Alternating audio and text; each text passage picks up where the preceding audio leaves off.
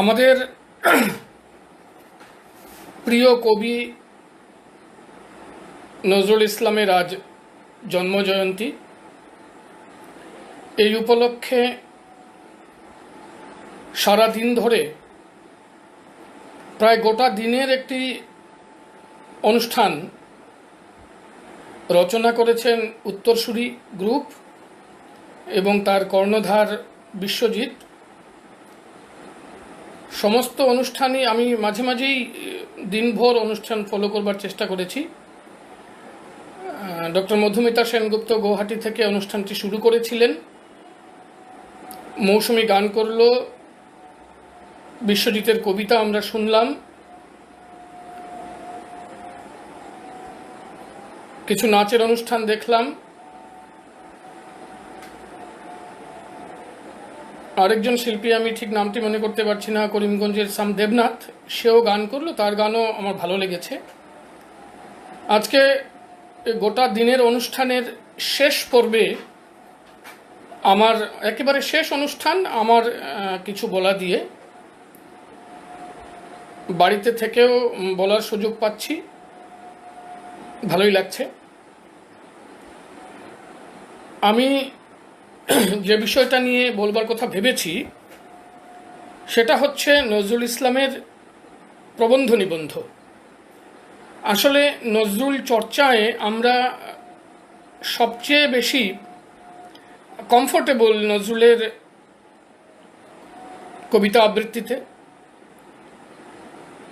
কবিতায় যে নতুন ঘরানা তৈরি করেছিলেন এবং এই ঘরানার উত্তরাধিকারও আমরা সেভাবে খুব বেশি দেখি না। নজরুলের যে মেজাজ, যে টেম্পারামেন্ট তার কবিতার, সেই টেম্পারামেন্ট আমরা খুব বেশি উত্তরকালেও যে পেয়েছি তা নয়। সেই অনন্য টেম্পারামেন্ট নিয়ে আলোচনা করতে এবং বিচিত্র ধরনের যে গান, এই যে বিরাট সঙ্গীত স্রষ্টা, অনেক সুর তিনি নিজে তৈরি করেছেন, সুরস্রষ্টা, সঙ্গীত স্রষ্টা নজরুল ইসলামকে নিয়ে আমরা আলোচনায় অভ্যস্ত। তার সাহিত্যিক জীবনের শুরুর দিকে দুটি গল্পের বই প্রকাশিত হয়েছে, তিনটি উপন্যাস লিখেছেন। বাংলা সাহিত্যের একটি সার্থক পত্র উপন্যাস তার হাত থেকে আমরা পেয়েছি মৃত্যু ক্ষুধার মতো রাজনৈতিক উপন্যাস। এগুলো নিয়েও আমরা নজরুলের কবিসত্তা নিয়ে যতটুকু একাডেমিক স্তরেই হোক বা সর্বত্র কবিসত্তা নিয়ে, তার গান নিয়ে যতটুকু আলোচনা হয়, নজরুলের গদ্য নিয়ে ততটুকু আলোচনা সচরাচর চোখে পড়ে না। এজন্য বিশ্বজিৎ যখন আমাকে বললেন যে কিছু একটা বলতে হবে, প্রথমে আমার ধারণা ছিল যে আমি ভেবেছিলাম যে আমি বলবো অন্য একটা কিছু নিয়ে, সামগ্রিকভাবে নজরুল নিয়ে, কিন্তু তারপর মনে হলো যে সারা দিনে অনেকেই হয়তো আরও কিছু বলবেন,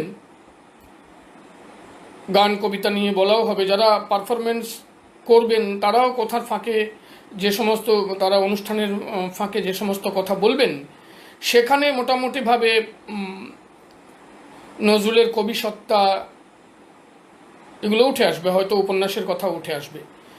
কিন্তু আমরা প্রায় বিস্মৃত হয়ে থাকি, ভুলে থাকি যে নজরুল ইসলাম বাংলা ভাষার এক বিশেষ প্রাবন্ধিক। বিশেষ এই জন্য বলছি যে রীতিনিষ্ঠ ধরনের প্রবন্ধ, আমরা যে রকমের প্রবন্ধ দেখি রবীন্দ্রনাথের বা বুদ্ধদেব বসুর বা হালামলের পণ্ডিতদের, পার্থপ্রতিম বন্দ্যোপাধ্যায় হন, তপোধীর ভট্টাচার্য হন, এই একাডেমিক প্রবন্ধ রীতির বাইরে বা একাডেমিক প্রবন্ধের, রবীন্দ্রনাথের প্রবন্ধকে কি একাডেমিক প্রবন্ধ বলবো? সৃজনশীল সাহিত্যিক প্রবন্ধ এগুলো, বুদ্ধদেব বসুর মতো। একই সময়ে রবীন্দ্রনাথ এবং নজরুল দুজনে প্রবন্ধ লিখেছেন এবং একই বিষয় নিয়ে, একই বিষয়কে তারা অ্যাড্রেস করেছেন নিজেদের মতো করে। আমি আজকের প্রবন্ধ নিবন্ধের, নজরুলের প্রবন্ধ বেশিরভাগই হচ্ছে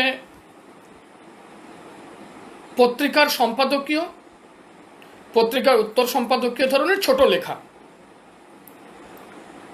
সত্যের আহ্বান বা ধরুন শিক্ষার মিলনের মতো এত বড় মাপের প্রবন্ধ, এত আয়তনে বিশাল প্রবন্ধ নজরুল ইসলাম লেখেননি। কিন্তু কথা বলতে বলতে বোঝা যাবে শিক্ষার মিলন কিংবা বিশ্ববিদ্যালয়ের রূপ রবীন্দ্রনাথ লিখছেন, নজরুল ইসলামও কিন্তু এই শিক্ষার মিলন বা বিশ্ববিদ্যালয়ের রূপে রবীন্দ্রনাথ যে বিষয়টাকে অ্যাড্রেস করেছেন, নজরুলও এই বিষয় নিয়ে বলার চেষ্টা করছেন, বলছেন তার মতো করে ছোট্ট পরিসরে। আর রবীন্দ্রনাথের কালান্তরে জাতীয়তাবাদ, গান্ধী আন্দোলন, এই রকম বিষয় নিয়ে রাজনৈতিক যে প্রবন্ধগুলি রবীন্দ্রনাথ লিখছেন, প্রায় একই বিষয় নিয়ে সংক্ষিপ্ত পরিসরে প্রবন্ধ লিখছেন নজরুল। এই বিষয়গুলি একটু কম আলোচিত হয়, কম চর্চিত হয়। প্রাবন্ধিক নজরুলকে আমরা প্রায় ভুলেই বসেছি। আমরা এমনকি নজরুল নিয়ে যারা বড় বড় বই লিখেছেন তাদের লেখার মধ্যেও প্রাবন্ধিক নজরুল সম্পর্কে আলোচনা খুব কম রয়েছে। আমি নজরুলের প্রবন্ধ নিয়েই কথা বলবো। 4টি প্রবন্ধের বই নজরুলের বেরিয়েছে 1922 থেকে 1927 মধ্যে। প্রথম বইটির নাম যুগবাণী, সেটি একটি প্রবন্ধের, সম্পূর্ণ প্রবন্ধের বই। একে ফজলুল হকের নবযুগ পত্রিকা সাব এডিটর হিসেবে নজরুলের সাংবাদিক জীবন বা কেরিয়ার আমি বলতে পারি যে শুরু হয় সাংবাদিক হিসাবে। সকলেই জানেন যে নজরুল 10ম শ্রেণীর প্রি টেস্ট পরীক্ষার আগেই পড়াশুনো ছেড়ে দিয়ে, তার এর আগের দারিদ্র্যের সঙ্গে লড়াই করা, বিভিন্ন স্কুলে পড়াশুনো, এগুলোর কথা আমরা ছেড়ে দিচ্ছি, তার জীবন নিয়ে আমরা আলোচনা করছি না। সেনাবাহিনীতে যোগ দিলেন 1917-তে। 20 মার্চ এপ্রিলে বেঙ্গলি পল্টন ভেঙে দেওয়া হলো। প্রথম মহাযুদ্ধ হঠাৎ বন্ধ হয়ে গেল, হঠাৎ থামল, এবং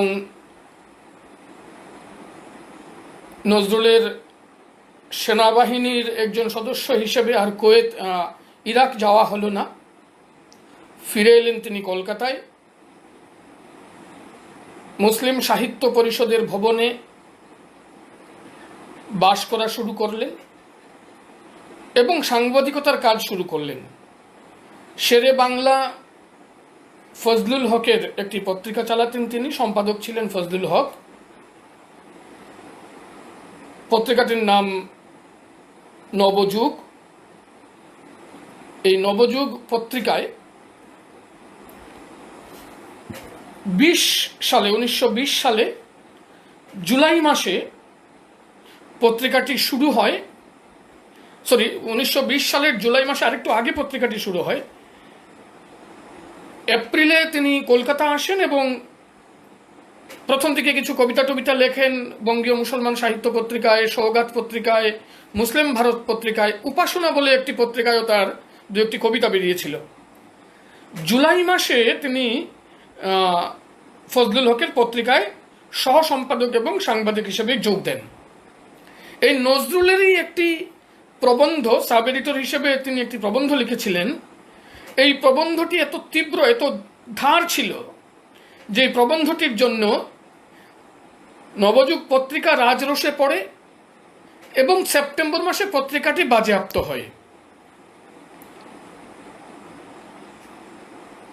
1921-এ অল্প দিন তিনি আবার নবযুগে কাজ করেন, কিন্তু যা হয়, নজরুল ইসলাম এবং নবযুগ পত্রিকা দুটি ব্রিটিশ গভর্নমেন্টের নিশানায় ছিল,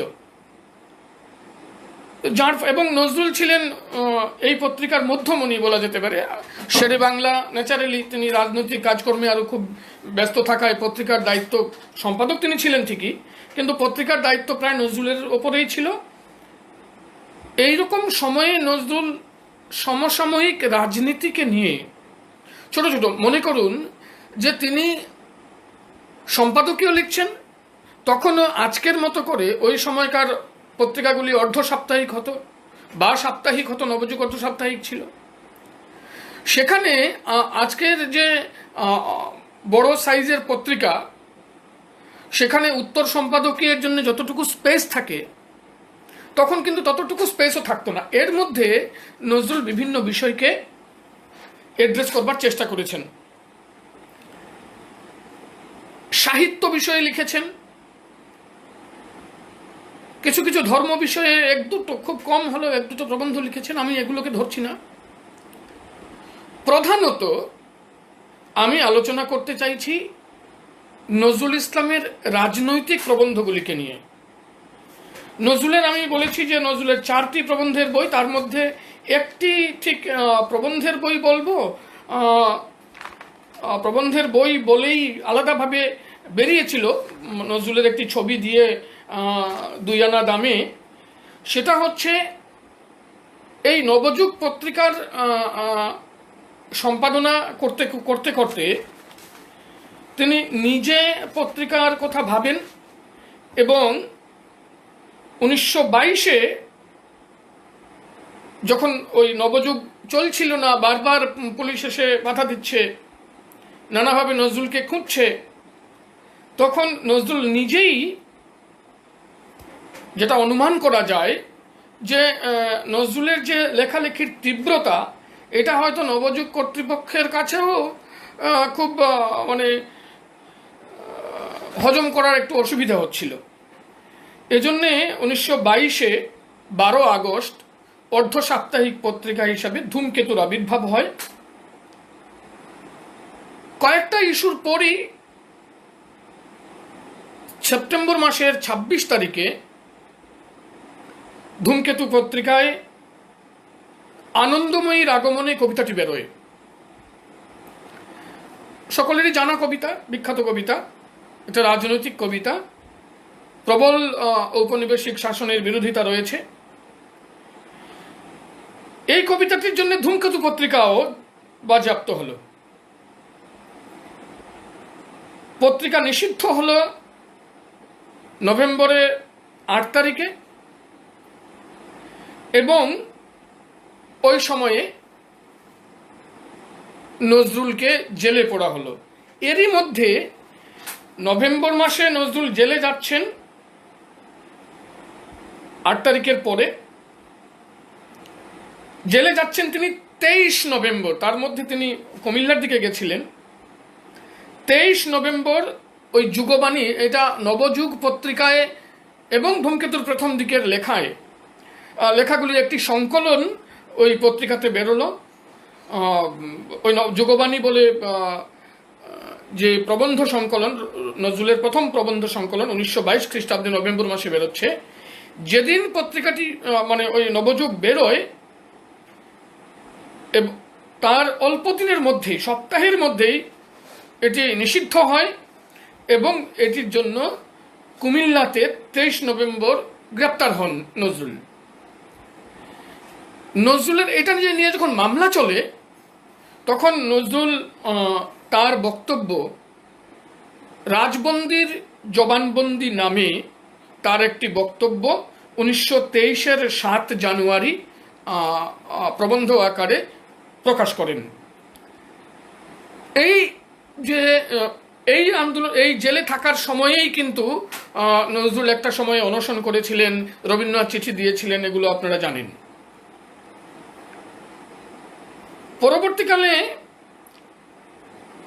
রবীন্দ্রনাথ নজরুল শুধুই যে রাজনৈতিক বিষয়ের একজন নিরপেক্ষ পর্যবেক্ষক সাংবাদিক ছিলেন তা নয়, তিনি অনেকগুলো কংগ্রেসের অধিবেশনে, আমি এই আসছি নজরুলের রাজনৈতিক প্রবন্ধতে, অনেকগুলো কংগ্রেসের, একাধিক কংগ্রেসের অধিবেশন, কংগ্রেসের বিশেষ অধিবেশনে তিনি যোগ দিয়েছেন।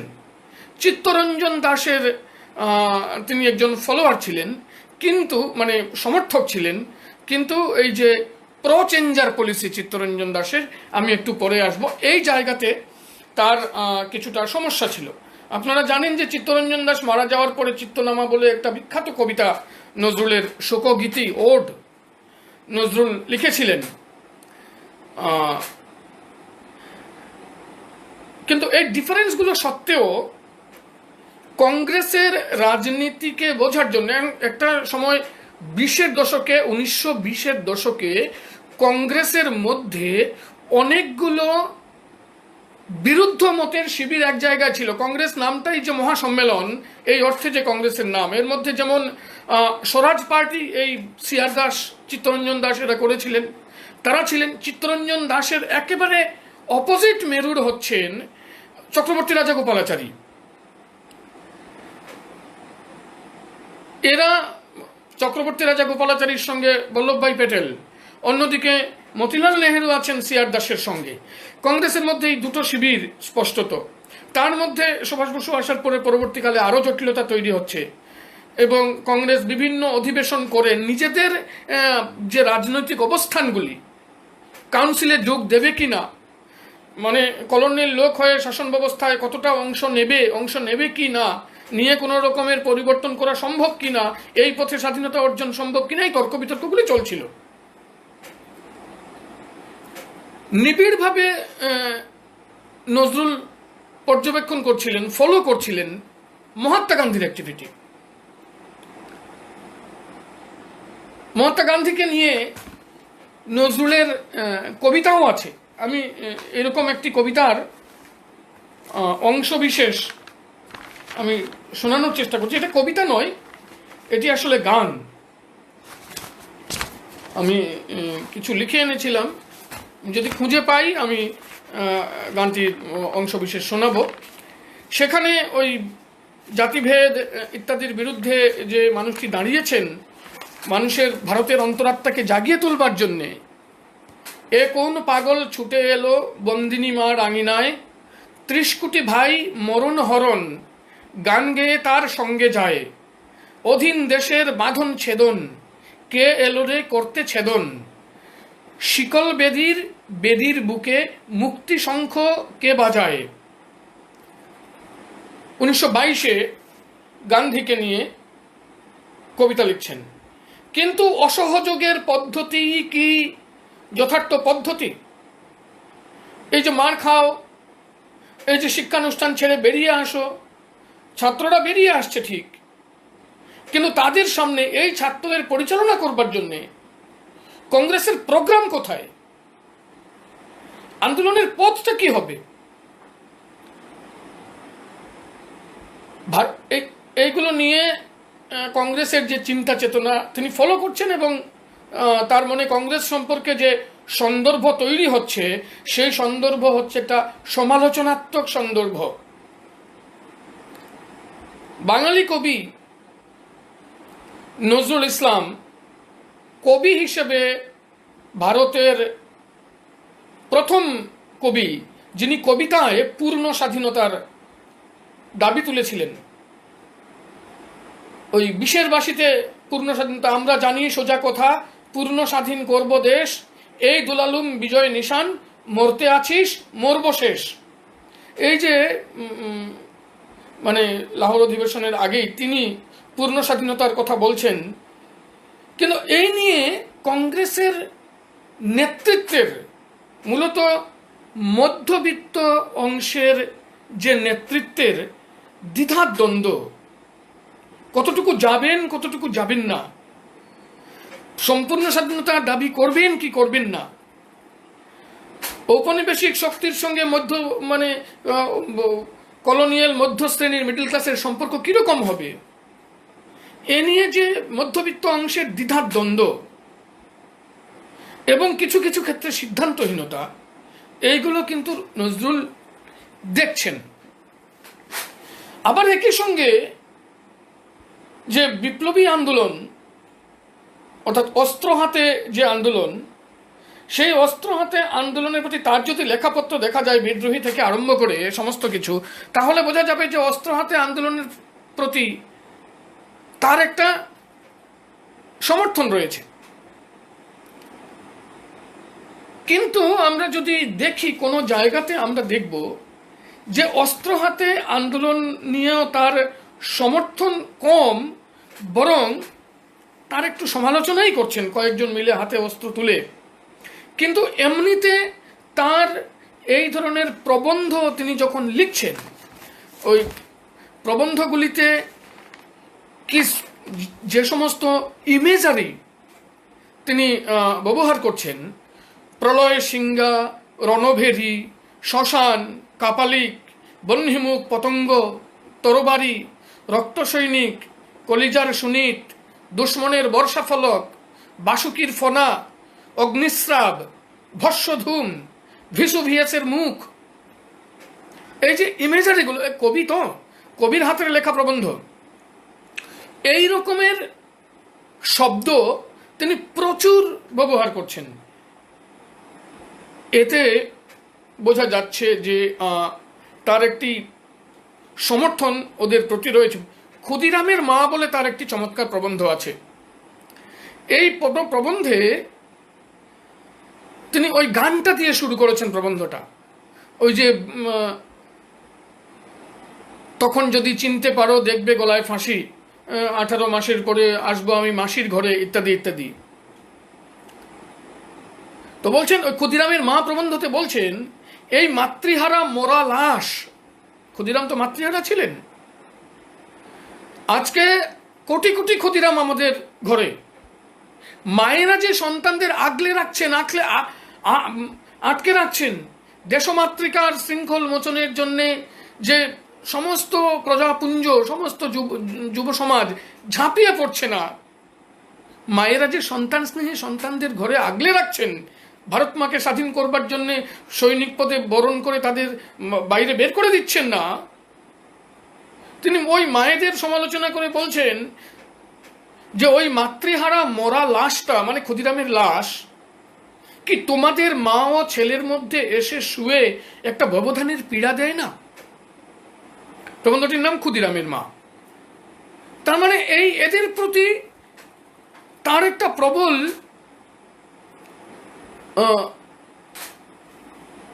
শ্রদ্ধা ছিল। কিন্তু তবুও আমরা দেখব কোনো একটা জায়গাতে এসে তার মনে প্রশ্ন জাগছে, এই পথে, অর্থাৎ বিপ্লববাদের পথে ভারতবর্ষকে স্বাধীন করা যাবে কি না।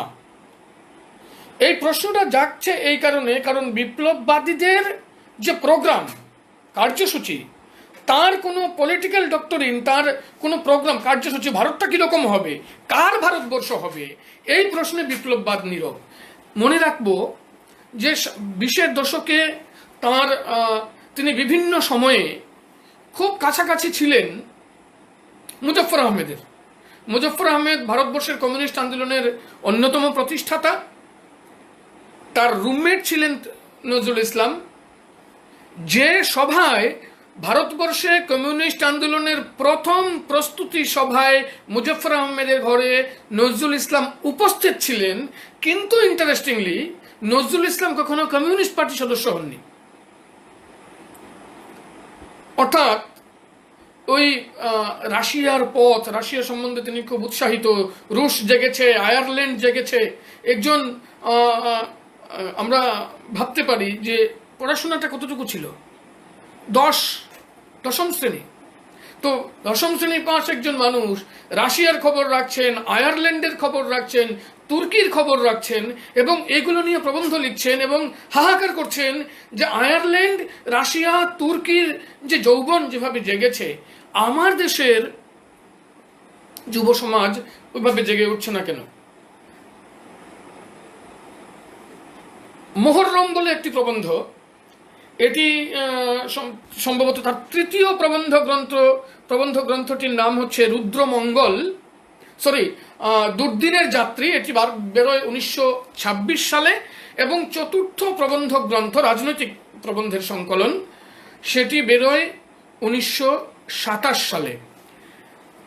নজরুলের প্রবন্ধ লেখার সময়, রাজনৈতিক প্রবন্ধ লেখার সময় মোটামুটিভাবে 1921 থেকে বা 1921 থেকে যখন কাজ নিয়েছেন তিনি শেরে বাংলা ফজলুল হকের যুগবাণী পত্রিকায়, নবযুগ পত্রিকায়, তখন থেকে 1931 পর্যন্ত নজরুলের জীবন যদি আমরা অনুসরণ করে দেখব, 1931-এর পরে বিদ্রোহের সুরও কিছুটা যেমন স্তিমিত হয়েছে, এবং নজরুল ইসলাম তখন প্রচুর নতুন নতুন গান তৈরি করছেন, গানের স্বরলিপি তৈরি করছেন, গ্রামোফোনে রেকর্ড করছেন, রেডিওতে কাজ করছেন, তার কাজের জায়গাটা ধীরে ধীরে ধীরে ধীরে শিফট করছেন, এবং সাংবাদিকতা, সাংবাদিক গদ্য বা প্রবন্ধ লেখা, এরপরেও অল্প স্বল্প প্রবন্ধ লিখেছেন। তার যখন ধার একেবারে কমে গেছে, মস্তিষ্ক প্রায় ভোতা হয়ে এসছে, এরকম সময় 1942-এ নবপর্যায়ে নবযুগে তিনি সম্পাদক হিসেবে কাজ শুরু করেছিলেন। তারপর আপনারা জানেন যে 1942-এই তিনি বাকরুদ্ধ হয়ে যান, তার মস্তিষ্ক কাজ করা বন্ধ করে দেয়। ফলে পরবর্তীকালে কি হতো আমরা জানি না। রবীন্দ্রনাথ এবং নজরুল দুজনেই ভারতবর্ষের জাতীয় আন্দোলনের ঘটনা প্রবাহকে নিবিড়ভাবে পর্যবেক্ষণ করছেন। রবীন্দ্রনাথের সঙ্গে বিভিন্ন বিষয়ে, গান্ধীকে রবীন্দ্রনাথ প্রবল শ্রদ্ধা করতেন, কিন্তু গান্ধী আন্দোলন সম্পর্কে রবীন্দ্রনাথের আপত্তি, যে ভাষায় আমরা যখন প্রবন্ধে যাব, অসহযোগ সম্পর্কে, বিলাতি কাপড় বর্জন সম্পর্কে, আমরা দেখব যে নজরুল ইসলামেরও আপত্তি প্রায় একই জায়গায়। গান্ধীকে নিয়ে কবিতা লিখছেন, যে গান্ধী সমস্ত দেশের মানুষকে জাগাচ্ছেন, গান্ধী ওই অপমানে হতে হবে, তাদের সবার সমান, রবীন্দ্রনাথ যাদের কথা লিখছেন, গান্ধী এদেরকে ভাই বলে গলায় টেনে নিচ্ছেন, নজরুল খুব উৎসাহিত হচ্ছেন। কিন্তু গান্ধীজির এই বিলাতি কাপড় বর্জন ইত্যাদি নিয়ে তার সংশয় যাচ্ছে। তাহলে একদিকে গান্ধীবাদের সংশয়, অন্যদিকে কমিউনিস্ট পার্টিতেও তিনি যাচ্ছেন না। তার সংশয়ে আমরা দেখছি প্রচুর সমর্থন সূচক বাক্য লিখলেও আলটিমেটলি আমরা পড়বো জায়গাটা, দেখবো যে কোথাও তিনি এই যে বিপ্লবপন্থী আন্দোলনকেও সমর্থন করছেন না। কি করছেন তাহলে? সিনথেসিসটা, এই থিসিস যদি গান্ধীবাদ হয়, অ্যান্টিথিসিস যদি কমিউনিস্ট পার্টি হয় বা বিপ্লবী আন্দোলন হয়, দুটোর কোনোটাকেই গ্রহণ করছেন না। সিনথেসিসটা হচ্ছে নজরুলের মধ্যে। কোথায় সিনথেসিসটা হচ্ছে? আমি বলছি যে একদিকে থিসিস গান্ধীবাদ, অ্যান্টিথিসিস মার্ক্সবাদ, সিনথেসিসটা কোন জায়গায় হচ্ছে? নজরুল ইসলাম ঠিক গ্রহণ করছেন না মার্ক্সবাদকেও বিপ্লববাদকেও। তিনি তার বন্ধু বান্ধবদের নিয়ে 1925 সালে একটি নতুন রাজনৈতিক দল গড়ে তুলছেন।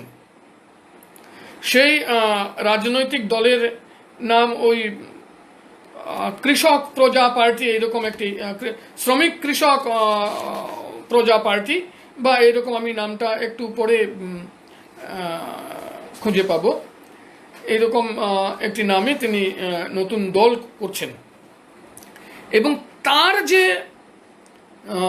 এই দলের হয়তো মুজফ্ফর আহমেদের প্রভাব থাকবে, এই দলের জন্যে তিনি একটি সংবিধান তৈরি করেছিলেন। সেইখানে স্বাধীনতার দাবি তো আছেই, ট্রেড ইউনিয়নের অধিকারের কথা আছে, আগামীতে ভারতবর্ষ কোন পথে যাবে, এমনকি আপনারা দেখবেন, আশ্চর্য হবেন, অন্তত আমি আশ্চর্য হয়েছি, যে নজরুল ইসলাম ব্যাংক ন্যাশনালাইজেশনের কথা দাবিও তুলছেন 1925 সালে, 25 সালের ডিসেম্বরে। কেউ কেউ মনে করেন যে এটাতে মুজফ্ফর আহমেদের হয়তো ওই লাঙ্গল পত্রিকায় তিনি এই ম্যানিফেস্টোটি লেখেন তার দলের জন্য, এবং কেউ কেউ মনে করেন যে এর মধ্যে মুজফ্ফর আহমেদের কলম চলেছে। কলম চলতে পারে মুজফ্ফর আহমেদের, কিন্তু মনে রাখা দরকার, ডিসেম্বর মাসে 25 ডিসেম্বর মাসে মুজফ্ফর আহমেদ কিন্তু নভেম্বরের শেষের দিকে মুজফ্ফর আহমেদ আলমোড়ায় ওই মিরাট ষড়যন্ত্র মামলার আসামি ছিলেন। মুজফ্ফর আহমেদ কারারুদ্ধ ছিলেন, মুক্তি পেয়েছেন তিনি একবার 25 ডিসেম্বরে,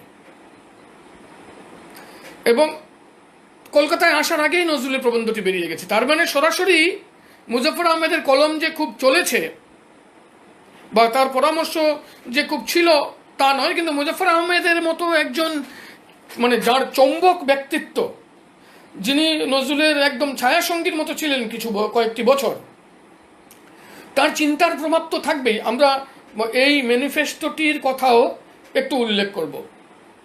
মোটামুটিভাবে নজরুল এই সমস্ত বিষয় নিয়ে লিখেছেন।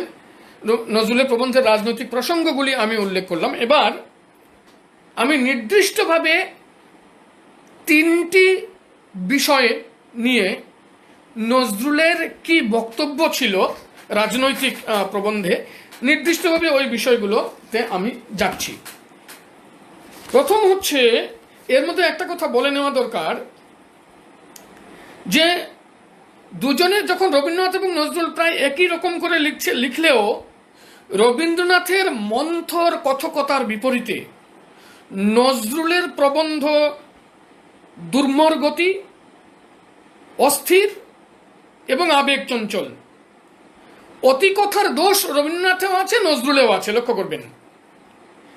কিন্তু দুজনের একটা মাত্রাগত তফাৎ আছে।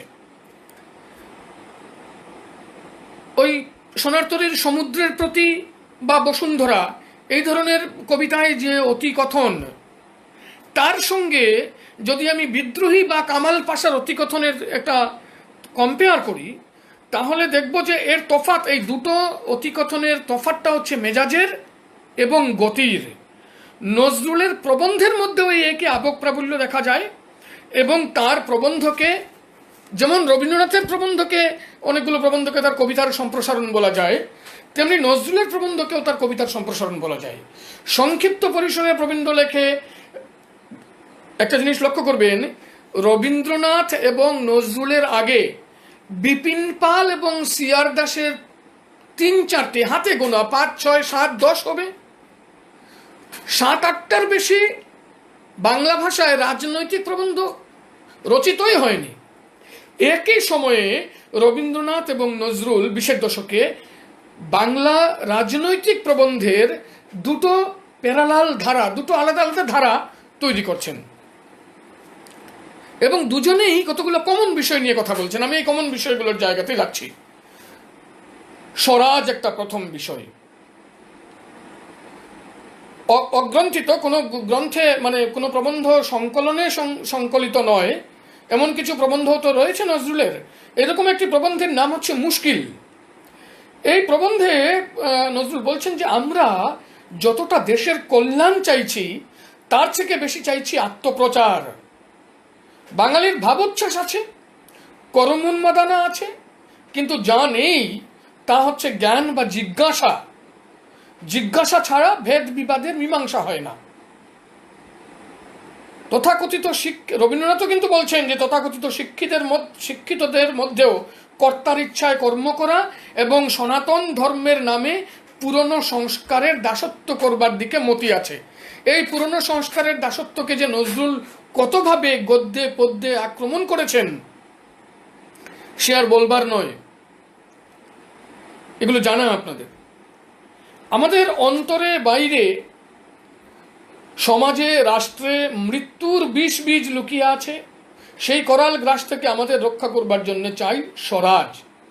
এই প্রবন্ধটিতেই ওই চিত্তরঞ্জনের যে কাউন্সিল প্রবেশের, আপনারা জানেন যে 1920-এর দশকের মাঝামাঝিতে, শেষের দিকে 26-26 থেকে, বা সরি আমি ভুল বললাম, 1920-এর দশকের গোড়ার দিকে কংগ্রেসের মধ্যে ওই মর্লেমেন্টো সংস্কারের পরে কাউন্সিলে প্রবেশ করা না প্রবেশ করা এ নিয়ে বিতর্ক তৈরি হচ্ছে। চৌরি চৌরার পর যখন অসহযোগিতা উঠে গেল, তখন এই বিতর্কটা প্রবল হচ্ছে যে শুধু চরকা আর খদ্দর সম্বল করে একটা দেশ যে কতকাল সুদূর ভবিষ্যতের দিকে স্বরাজের আশায় পথ চেয়ে থাকবে, এ নিয়ে রবীন্দ্রনাথ নজরুল দস্তুর মতো প্রশ্ন তুলেছেন। কথা বলছেন যে চরকা এবং খদ্দর আন্দোলন এর প্রচলনে দেশের লুপ্ত শিল্পের উদ্ধার হচ্ছে, এটা মানলাম, কিন্তু এই দেশের রক্ত শোষণের কলটা বন্ধ হওয়ার পথ কিছুটা লাঘব হয়তো হয়েছে। কিন্তু একই সঙ্গে রবীন্দ্রনাথের মতো করে নজরুলও বলছেন যে টাকাটা সিকিটা কম দিয়ে বিলাতি কাপড় পেলে অনেকেরই যে মাথার ঠিক থাকে না, এই কথা আমরা কলকাতা মফস্বল সর্বত্র দেখিতে পাইতেছি। তার প্রশ্ন যাচ্ছে, তাহলে কি মহাত্মা গান্ধী বা চিত্তরঞ্জনের কাতর আহ্বান সকলের প্রাণকে আলোড়িত করেনি? অসহযোগ আন্দোলন ব্যর্থ না হলেও তার সার্থক হয়েছে বলে মনে হয় না। এইবার কাউন্সিলে নিয়ে ওই যে প্রো চেঞ্জার তারা বলছেন যে তারা কাউন্সিলে যাবেন, মানে চিত্তরঞ্জন বলছেন, সেখানে গিয়ে তারা আমলাতন্ত্রের বিরুদ্ধে, আমলাতন্ত্রের শোষণের বিরুদ্ধে তারা লড়াই করবেন এবং দেশের জনগণকে রিলিফ দেবেন, গভর্নমেন্টের মুখোশ খুলে দেবেন, অর্থাৎ এই ইনস্টিটিউশনটাকে তারা ব্যবহার করবেন। অন্যদিকে অপরপক্ষ বলছেন কাউন্সিলের যে সাহেবী চালচলন, কাউন্সিলের শরিক হলে সাহেবী খানা দেশের লোককে ভুলিয়ে দেবে কাউন্সিল সদস্যদের। তো নজরুল প্রশ্ন তুলছেন এই জায়গাতে, এই যে প্রো চেঞ্জার নো চেঞ্জার করে তোমরা বিশেষ অধিবেশন করছো বোম্বেতে, চেন্নাইতে দলাদলি করছো, স্বরাজ নিয়ে মতদ্বিধা, কিন্তু এই সমস্ত তো মধ্যবিত্ত নেতৃত্বের, যারা লড়বেন, যে সমস্ত লড়িয়ে সিপাহীদের নিয়ে তোমরা লড়াই করবে, অসহযোগ করবে, দেশ স্বাধীন করবে, তাতে তাদের আশা আকাঙ্ক্ষার সঙ্গে তোমাদের পরিচয় আছে কি? নজরুল প্রায় সরাসরি এই প্রশ্নটি তুলছেন। লক্ষ্য করবেন যে আগে স্বরাজ আসুক, তারপরে জনগণের অভিপ্সা প্রত্যাশার দিকে নজর দেওয়া যাবে, এই বিষয়টাকে মানে রবীন্দ্রনাথ সাংঘাতিকভাবে আক্রমণ করেছিলেন। স্বদেশের সাধনা পরে হবে, আগে স্বরাজ আসুক। রবীন্দ্রনাথের রাষ্ট্রনৈতিক মত, সত্যের আহ্বান, এই প্রবন্ধগুলোতে প্রবল সমালোচনা রয়েছে। নজরুলও বলছেন মানুষকে আগে জাগানো চাই, নিচের মানুষের মনের মধ্যে মুক্তির প্রেরণা জাগিয়ে তুলতে পারলে পথ আপনি ঠিক হয়ে যাবে। এজন্য আগে মানুষকে তার আত্মশক্তিতে জাগরুক করতে হবে, তাকে জানাতে হবে যে আমার রাজা আমি। এইটা হচ্ছে নজরুলের ডেফিনেশন। রবীন্দ্রনাথের স্বরাজের ডেফিনেশন হচ্ছে সম্মিলিত স্বরাজ মানে সম্মিলিত আত্মকর্তৃত্বের চর্চা। নজরুলের স্বরাজের ডেফিনেশন হচ্ছে আমার রাজা আমি, আমরা সবাই স্বাধীন, আমরা সবাই রাজা।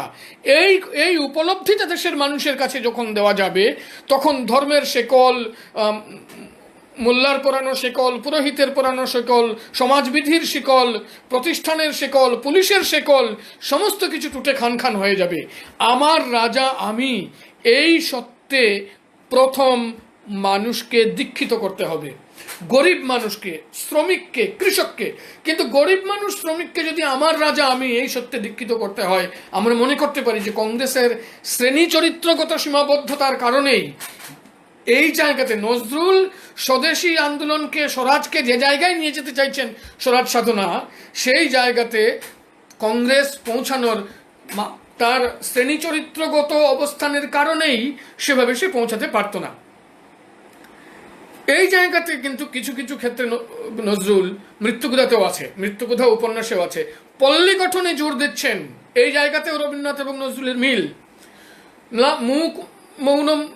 মুখে মুক্তির কলরব জাগিয়ে তুলতে হবে, প্রজার অত্যাচারের বিরুদ্ধে, সকল প্রকার অত্যাচারের বিরুদ্ধে যাতে জনগণ অকুণ্ঠ চিত্তে পরিপূর্ণ বিদ্রোহ করতে পারে, তার ব্যবস্থা চাই।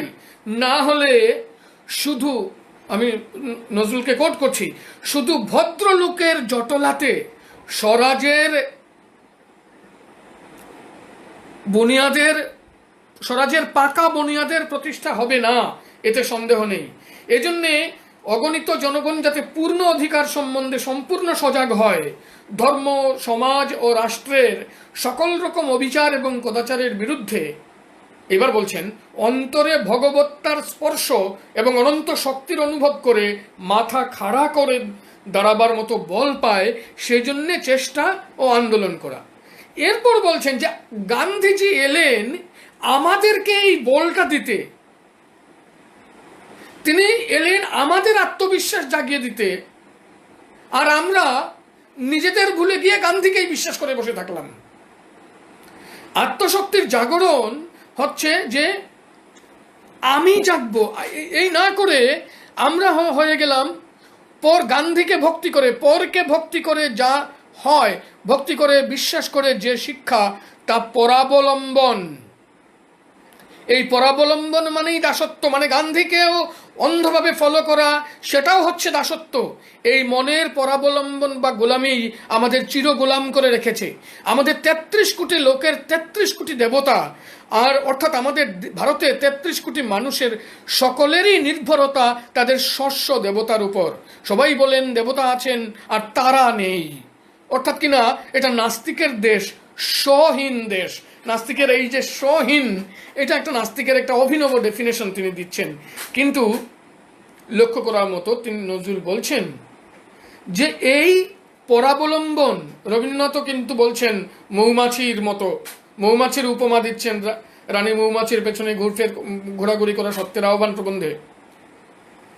এই কাপড় পুরানো, রবীন্দ্রনাথ বলছেন অর্থনীতির যুক্তিটা কি, নজরুলও বলছেন যে নৈবেদ্যের চিনি দিয়ে স্বরাজ দেবতার তৃপ্তি হবে না, লোকে কম পয়সায় বিলাতি কাপড়ই পরবে। এই সমালোচনা সত্ত্বেও নজরুল কিন্তু বলছেন যে নেতারা তাদের পথ ঠিক করবেন অটোমেটিক যদি মানুষ বেরিয়ে আসে।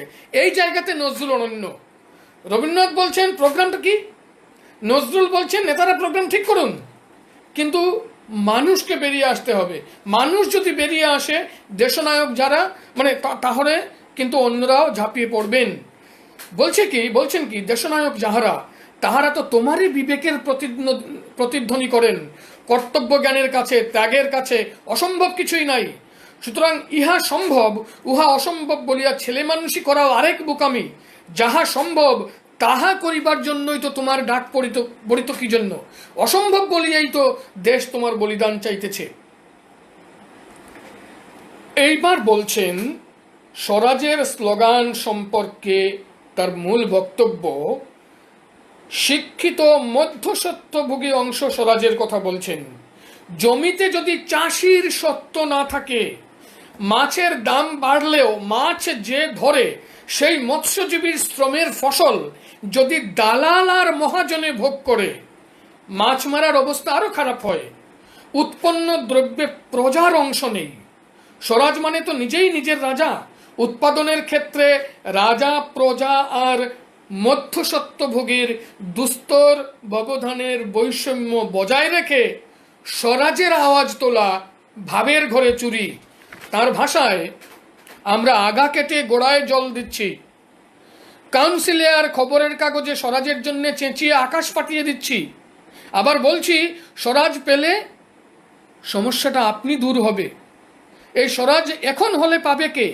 যারা পাবে তারা নিজের হাতে যেটুকু দেওয়ার ক্ষমতা এখনই আছে, যারা পাবে। আজকে যদি স্বরাজ হয়, এখন এই স্বরাজটা এখন হলে পাবে কে? যারা পাবে তারা নিজের হাতে যেটুকু দেওয়ার ক্ষমতা এখনই আছে তা সকলকে দিচ্ছে কি? এই হচ্ছে নজরুলের মানে নিজস্ব সাম্যবাদ।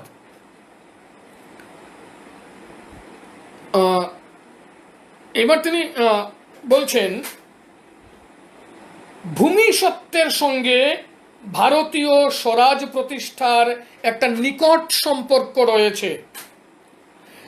এই সমস্যার সমাধান না হলে স্বরাজ কিছুতেই আসতে পারে না। এই জায়গাটাতে কিন্তু রবীন্দ্রনাথ বলছেন স্বরাজ কখন আসবে? মানুষ যখন আত্মকর্তৃত্বের জন্য প্রস্তুত হয়ে উঠবে। কখন প্রস্তুত হবে? না, ত্যাগের দ্বারা, সেবার দ্বারা, কর্মের দ্বারা যখন সে দেশকে অন্তরে পাবে, ভাববাদী কথা, অন্তরে যখন দেশকে পাবে তখন সে মানে স্বরাজের জন্য যোগ্য হয়ে উঠবে। নজরুল এখানে সম্পূর্ণ ঐহিকতার ঐহিক বক্তব্যটি রাখছেন। বলছেন ভূমি সত্ত্বের সমস্যাটি সমাধান না হলে স্বরাজ কিছুতেই আসতে পারে না। প্রজাসত্ব আইনের আলোচনার সময় সমস্ত নেতারা কি করেন তা আমরা দেখবার জন্য উৎসুক হয়ে আছি। যারা বলেন স্বরাজ হলে ওসব ঠিক হবে, তারা গোড়াতেই ভুল করেন। তিনি এই জন্য প্রথম থেকেই প্রোগ্রামটা ঠিক করার কথা বলছেন। এই জন্য তিনি বলছেন, দেখুন উপমা দেখুন, লাঙল চালিয়ে যিনি সীতাকে লাভ করেছিলেন, সেই জনক আমাদের গুরু, যিনি প্রডিউসার জনক, তিনি প্রডিউসার বলে ব্র্যাকেটে লিখছেন জনক, তিনিই ঋষি, তিনিই সমাজের শ্রেষ্ঠ। আজ নবজনকের নতুন দর্শনে আমাদের জ্ঞান লাভ করতে হবে। ডিস্ট্রিবিউশন সিস্টেমে ভদ্রলোকের স্থান সমাজে আছে, ডাক্তার শিক্ষক এসব সেবা করার লোকও দরকার, কিন্তু পরের মাথায় কাঁঠাল ভেঙে খাওয়ার ব্যবসাটা লোপ পাওয়া দরকার। মানে বাজার এবং শ্রমের মধ্যে যে মধ্যস্বত্বভোগী, বাজার এবং কৃষির মধ্যে যে বিস্তৃত ফড়ে সমাজ আজকের দিনেও যেটা আছে, এইটাতে রবীন্দ্রনাথ নজরুলের আপত্তি। এই ফড়ে সমাজ কে বদলাতে হবে। এই জন্য বলছেন ব্রাহ্মণ অব্রাহ্মণ, হিন্দু মুসলমান সমস্ত সমস্যা লাঙলের ফালের মুখেই লোপ পাবে। বোঝাই যাচ্ছে তার ভারসাম্য কোন দিকে। এবং বাকি সমস্ত ওই যে 1925 কংগ্রেসের কানপুর অধিবেশনের প্রস্তাবকে উল্লেখ করে বলছেন যে পলিটিক্যাল তুবড়িবাজির জন্যে কংগ্রেস মাঝে মাঝেই সভা করে, পলিটিক্যাল তুবড়িবাজির জন্য কংগ্রেস মাঝে মাঝে সভা করে। শ্রমিক কৃষকের সাহায্য ব্যতীত কংগ্রেসের দ্বারা স্বরাজ আসতে পারে না। গত 5 বছরের ইতিহাসে তা প্রমাণিত হয়ে গেছে। এই কথা আমরা দেখছি। এরপরে labour Swaraj party of Indian national Congress বলে তিনি, হেমন্ত সরকার, কুতুবুদ্দিন আহমেদ তারা মিলে ওই স্বরাজ গঠন করছে, একটা দল গঠন করছেন, labour Swaraj party of Indian national Congress, এবং সেখানে লাঙল তার মুখপাত্র হিসাবে বেরোচ্ছে।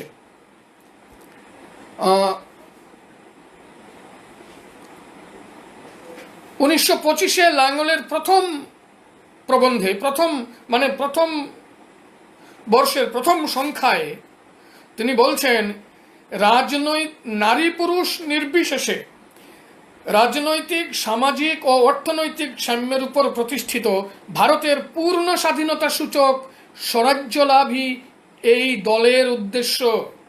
1929 লাহোর অধিবেশনে পূর্ণ স্বাধীনতার দাবি ওঠে রাজনৈতিকভাবে, কিন্তু এর আগে নজরুল ইসলামের দল লাঙলে পূর্ণ স্বাধীনতার দাবি তোলে। এরও 1 বছর আগে নজরুল কিন্তু কবিতায়, আমি আগেই দেখেছি, পূর্ণ স্বাধীনতার কথা বলেছেন। অ্যাসেম্বলিগুলিতে যে পলিটিক্যাল তুবড়িবাজি, আমলাতন্ত্রের খোসামুদি, এইগুলোকে যেমন সমালোচনা করছেন, তেমনি সহস্র বন্ধনে আবদ্ধ স্বদেশীয়গণের সাহায্যেই নিরস্ত্রীকৃত জনসাধারণের স্বাধীনতা গুপ্ত হত্যার সাহায্যে আসিতে পারে না। বোমা এবং পিস্তলের শক্তি অপেক্ষা বহুগুণে শক্তিশালী গণ আন্দোলনের চলমান শক্তির প্রয়োগ দ্বারাই নিরস্ত্র জাতির পক্ষে স্বাধীনতা লাভের নিরস্ত্র জাতির পক্ষে স্বাধীনতা লাভের একমাত্র উপায়। এই কথাগুলো বলছেন। সময় আমার শেষ হয়ে যাচ্ছে। আমি আরও যে দুটি বিষয়ে তিনি এই জায়গাতে বলছেন যে ভদ্র যুবক এবং শ্রমিক কৃষক যদি সম্মিলিত না হয়, কেউ একটু আমাকে বলে যে শোনা যাচ্ছে কিনা। ভদ্র যুবক এরা যদি শ্রমিক কৃষকের সঙ্গে সংযুক্ত না হয়, তাহলে ভারতের মুক্তি আসবে না। শ্রমিক প্রজা স্বরাজ সম্প্রদায় এই ঘোষণা করিতেছেন যে ভারতের জাতীয় দাবি পূরণের একমাত্র অবশিষ্ট উপায় এই যে দেশের 80% জন, যাহারা এই দেশের 80% জন যাহারা সেই শ্রমিক ও কৃষকগণকে সংঘবদ্ধ করা এবং তাহাদিগকে জন্মগত অধিকার লাভের সাহায্য করা, যাহাতে তারা রাজনৈতিক অধিকার সম্বন্ধে আরও সচেতন হইয়া নিজেদের ক্ষমতায় এবং নিজেদের স্বার্থে ক্ষমতাশালী স্বার্থপর ব্যক্তিগণের হাত হইতে স্বাধীনতা আনিতে পারে। স্পষ্ট শ্রেণীর জায়গাতে যাচ্ছেন। চরম দাবি কি করছেন ওই তাদের ম্যানিফেস্টোতে? নজরুল লিখছেন, আধুনিক কলকারখানা, খনি, রেলওয়ে, টেলিগ্রাফ, স্টিমার ইত্যাদি জনগণের হিতকারী জিনিস লাভের জন্য ব্যবহৃত না হয়ে দেশের উপকারের জন্য ব্যবহৃত হবে। এবং সংশ্লিষ্ট কর্মীদের তত্ত্বাবধানে জাতীয় সম্পত্তি রূপে গণ্য হবে। রেল, টেলিগ্রাফ, খনি, কলকারখানা ন্যাশনালাইজেশনের কথা বলছেন নজরুল ইসলাম 1925 সালে। এই যে পলিটিক্যাল ফিগার নজরুল, শুধু অসংযমের শিল্প এবং বিদ্রোহ বলতে বলতে, যে শুধু আবেগপ্রবণ মানুষ গান লিখেছেন আর বিদ্রোহী কবিতা লিখেছেন, কিন্তু কতখানি তিনি ভেবেছেন যে শ্রমিক কৃষক ছাড়া শুধু মধ্যবিত্ত অংশ পারবে না সোরা জানতে, পলিটিক্যাল তুবড়িবাজির সমালোচনা করছেন এবং ভূমিসত্ত্বের প্রশ্নকে স্বরাজের সঙ্গে লিঙ্ক করছেন। রবীন্দ্রনাথ এটা করতে পারেননি। নজরুল এই জায়গাতে জনগণের আরও কাছে, বাস্তবতার আরও কাছে, রবীন্দ্রনাথ থেকেও আরও শার্প। বস্তুত বাঙালি বুদ্ধিজীবীদের মধ্যে এতখানি শার্পলি স্বাধীনতার আগে, ইভেন কমিউনিস্ট পার্টিও না, এতখানি শার্পলি ভূমিসত্ত্বের কথা, মৎস্যজীবীদের কথা, খনি, রেলওয়ে, টেলিগ্রাফ ইত্যাদি জনগণের হিতকারী জিনিস ন্যাশনালাইজেশনের কথা আর কেউ বলেননি। এর সঙ্গে কি বলছেন? শ্রমিকের ন্যূনতম মজুরি আইনের দ্বারা বেঁধে দেওয়া, সপ্তাহে 5 দিন কাজ, 2 দিন ছুটি, কলকারখানাতে লাভের ভাগে শ্রমিকদের অধিকারী করা এবং পল্লীতন্ত্র রচনা। পল্লীতন্ত্র কি? আজকের পঞ্চায়েত ব্যবস্থা। ভূমির চরম সত্ত্ব, আত্ম অভাব পূরণক্ষম স্বায়ত্তশাসন বিশিষ্ট পল্লীতন্ত্রের উপর বর্তিবে। অর্থাৎ ভূমির অধিকার সেটেলমেন্ট ডিপার্টমেন্টের কাছে নয়। সেটেলমেন্ট ডিপার্টমেন্ট ভূমি সামলাবে, মানে ভূমিসত্ত্ব দেখবে, এটা নজরুল বলছেন না। নজরুল বলছেন সংগঠিত পল্লীতন্ত্র, স্বায়ত্তশাসিত শাসন বিশিষ্ট পল্লীতন্ত্র, লোকাল সেলফ গভর্নমেন্টের হাতে ভূমিসত্ত্বের বিষয়টিকে রাখার পরামর্শ দিচ্ছেন। এই পল্লীতন্ত্র ভদ্র শূদ্র সকল শ্রেণীর শ্রমজীবীর হাতে থাকিবে। একই সঙ্গে তিনি বলছেন, একই প্রবন্ধে 1926-এর 16 ডিসেম্বর তারিখের প্রবন্ধ, বলছেন শ্রমিক সংঘগুলির আইনি স্বীকৃতি এবং ধর্মঘটের অধিকার নিশ্চিত করা। আশ্চর্য লাগবে, মানে যারা শুনবেন, যারা পড়েননি তারা হয়তো আশ্চর্য হবেন, নজরুল এই ভাষায় বলছেন, কবিতা লিখছেন, গান লিখছেন, তা নয়। যিনি সমসঙ্গীত লিখছেন তিনি বলছেন শ্রমিক সংঘগুলির আইনি স্বীকৃতি এবং ধর্মঘটের অধিকার নিশ্চিত করা, শ্রমিকদের পড়াশোনা আর চিকিৎসা মালিক পক্ষকে বহন করতে বাধ্য করা, জমিতে বাজে আদায় বন্ধ করা, গাছ কাটা, কুয়ো খোঁড়া, পুকুর কাটার উপর ট্যাক্স বসানোর যে অধিকার সেটা বন্ধ করা এবং কৃষি ব্যাংক আর কোঅপারেটিভ ব্যাংক স্থাপনের দ্বারা কৃষকদের ঋণ দান। ভাবুন, নজরুল ইসলাম বলছেন। আর সুতরাং আমি এই জায়গাটা বললাম। এবার অন্য একটা কথা বলি, অন্য একটা দিক, এর কথা না বললে অসম্পূর্ণ থাকবে এই আলোচনা, সংক্ষেপে বলবো। সেটা হচ্ছে জাতীয়তাবাদ এবং জাতীয় শিক্ষা। 1904 খ্রিস্টাব্দে ইউনিভার্সিটি অ্যাক্ট লর্ড কার্জনের, এতে অনেকগুলি বেসরকারি শিক্ষা প্রতিষ্ঠানকে কলকাতা বিশ্ববিদ্যালয় ডিসঅ্যাফিলিয়েট করে দেয়। এই প্রতিষ্ঠানগুলি জাতীয় মুক্তি সংগ্রামের বাহিনী তৈরি করছিল এই অপরাধে। রাজনৈতিক আন্দোলনে যোগদানকারী এবং ছাত্র সম্পর্কে রিপোর্ট দেওয়া বাধ্যতামূলক, সাসপেনশন এক্সপালশনের বিধি তৈরি হলো। এইরকম সময়ে ন্যাশনাল কাউন্সিল ফর এডুকেশন গঠন করলেন। রবীন্দ্রনাথের মধ্যে ছিলেন। বয়কট আন্দোলনে যুক্ত ছাত্রদের পড়াশোনার জন্য এই ব্যবস্থাটা নেওয়া হলো। এই লাইন বাংলা থেকে পরে ভারতবর্ষের অন্যান্য প্রদেশেও গেল এবং ন্যাশনাল কাউন্সিল অফ এডুকেশন যে শিক্ষা প্রণালী রচনা করেন স্বভাবতই প্রত্যাশিত ছিল তা আত্মশক্তিতে ভরপুর, জাতীয়তাবাদী প্রেরণায় দীপ্ত, আন্দোলনোন্মুখ একটা যুববাহিনী তৈরি করবে। কিন্তু কার্যত তা হলো না। এই বিষয়েও নজরুলের খেদ প্রকাশ পেয়েছে যুগবাণী গ্রন্থের ভাব ও কাজ, সত্য শিক্ষা, শিক্ষা, জাতীয় বিশ্ববিদ্যালয়, এই 4টি প্রবন্ধে। লক্ষ্য করুন, একেবারে 21-22-এ অসহযোগের সময় যখন এই প্রবলেমটা হচ্ছে, অসহযোগে যোগদানকারী, আইন অমান্যতে যোগদানকারী ছাত্রদের পড়াশোনার জন্য ন্যাশনাল কাউন্সিল অফ এডুকেশন হচ্ছে, কিন্তু তার কারিকুলামটা তৈরি হচ্ছে না। যে কারিকুলাম দেশানুরাগী, অর্থাৎ এখানে মেকলের ফর্মুলাটাই তৈরি।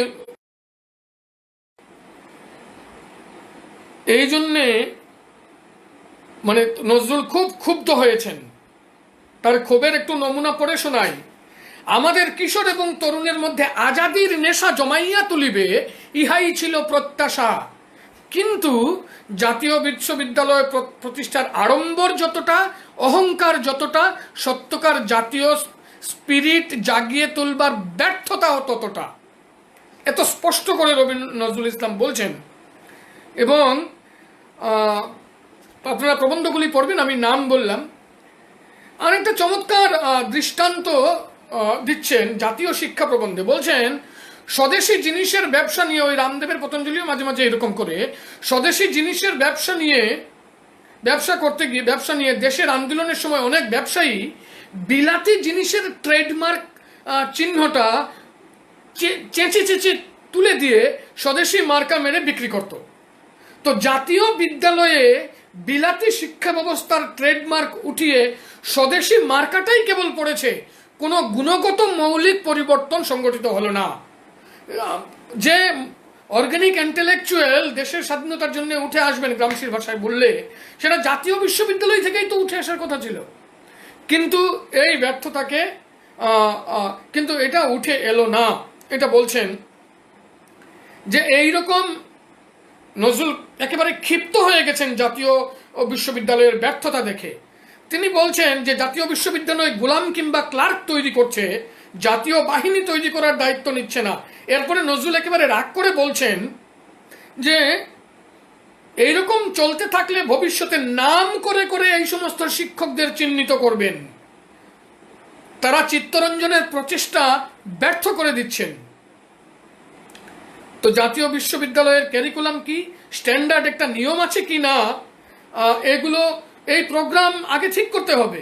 সকলেই তো দেখছি বসে বসে মাছি মারছেন আর কাঁদুনি গাইছেন যে ছেলে জুটিতেছে না, আবার গোলামখানায় গিয়া ঢুকিতেছে। আরে অল্টারনেটিভ প্রোগ্রাম যদি তোমার না থাকে তাহলে ছেলে জুটবে কি করে? ভাবুন যে আমার ভাবার বিষয় যে এটা লেখাপড়া কি, মেট্রিক পাস করেননি একটা মানুষ, পড়াশোনার পরিধিও যে খুব ব্যাপক বিপুল এটা নয়।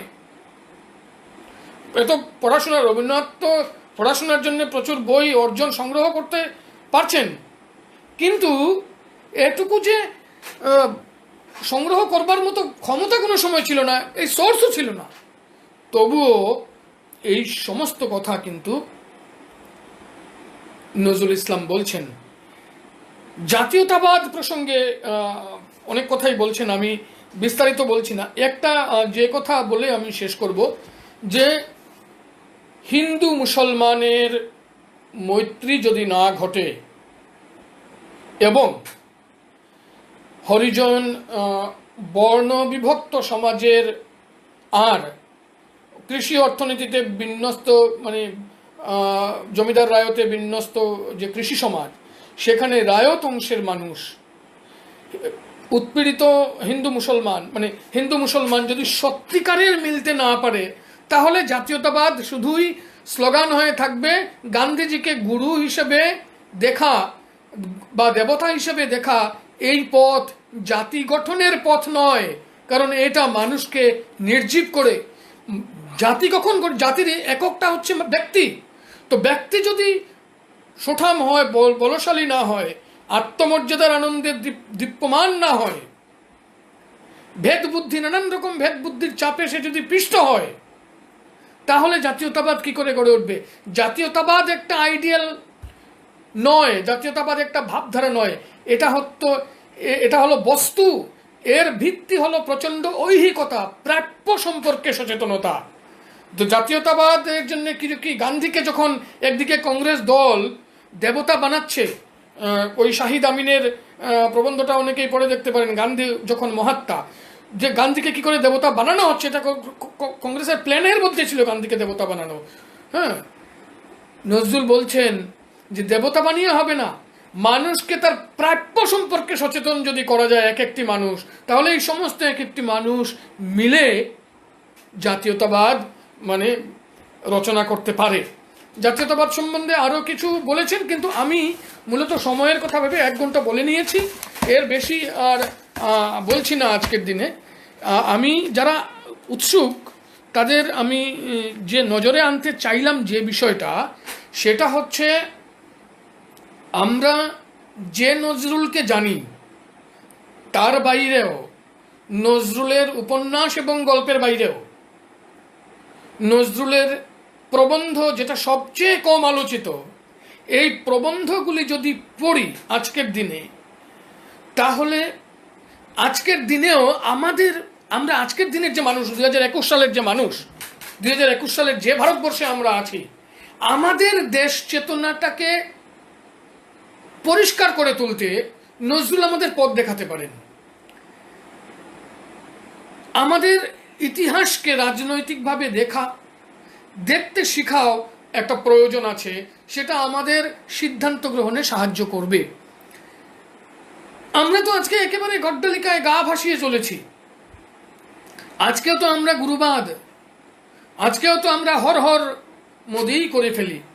গান্ধীকে যেরকম দেবতা, মোদিকেও দেবতা বানানো হয়। আজকেও ওই ভেদ বিভেদ রয়েছে, ভূমিসত্ত্বের প্রশ্ন আজকেও রয়েছে। এই জায়গাগুলোতে রবীন্দ্রনাথ এবং নজরুলের যে অর্থাৎ 1920 থেকে 1930-এর মধ্যে বা 35-এর মধ্যে রবীন্দ্রনাথ এবং নজরুল ভারতবর্ষের রাজনৈতিক পরিস্থিতি নিয়ে, স্বরাজ, স্বাধীনতা, প্রোগ্রাম কি হবে, এইগুলো নিয়ে যে সমস্ত লেখালেখি করেছেন, সেগুলোর মানে পুনরুদ্ধয়ন আমাদের আত্মচেতনাকে প্রসারিত করবে। আজকের দিনে, আজকের দেশীয় পরিস্থিতিতে একজন সুস্থ মানুষ, যুক্তিবাদী মানুষ হিসাবে ইন্টারভেন করবার ক্ষেত্রে আমরা শক্তিমান হয়ে উঠতে পারি। আমরা তার সমিধ খুঁজে পেতে পারি নজরুল ইসলামের রচনায়। যে নজরুলকে হয়তো রাষ্ট্রই, হয়তো ক্ষমতা, যে নজরুলকে, যে রবীন্দ্রনাথকে চাপা দিয়ে রাখতে চায়, সেই নজরুলকে পুনর্বার অবলোকন এবং পুনরুদ্ধয়ন বোধ হয় আজকের জরুরি দায়। অন্তত আমি এইরকম করে মনে করি। এই কথাগুলো বলে আমাকে যারা শুনলেন এবং যারা আগামীতেও কখনো খানিকটা অংশ শুনবেন, তাদের সবাইকে আমার নমস্কার জানিয়ে, সবাইকে অভিনন্দন জানিয়ে আমার বক্তব্য শেষ করছি। অভিনন্দন জানাচ্ছি বিশ্বজিৎকেও, তার সারাদিনব্যাপী কর্মসূচির আমিই ছিলাম শেষ বক্তা। খুব স্বাভাবিকভাবেই খুব বেশি লোককে আমাদের এই ধরনের আলোচনায় শ্রোতা খুব বেশি হয় না, তবু যে কজন হয়েছেন, পাশাপাশি যারা যতটুকু শুনেছেন, নিজেদের মধ্যেও যদি কথা, আমার ছাত্রদেরই বেশি দেখছি, নিজেদের মধ্যেও যদি কথাবার্তা হয়, তাহলে এই যে জিনিসটা আমরা একটু কম চর্চা করি, এই দিকটারে আমি দৃষ্টি আকর্ষণ করলাম। দৃষ্টি যদি সত্যি সত্যি আকৃষ্ট হয়, তাহলে আমার এই বকবকানি কিছুটা সার্থক হবে, এই আশা করতে পারি। ধন্যবাদ সবাইকে। বিশ্বজিৎকে পুনর্বার ধন্যবাদ। বিদায় নিচ্ছি।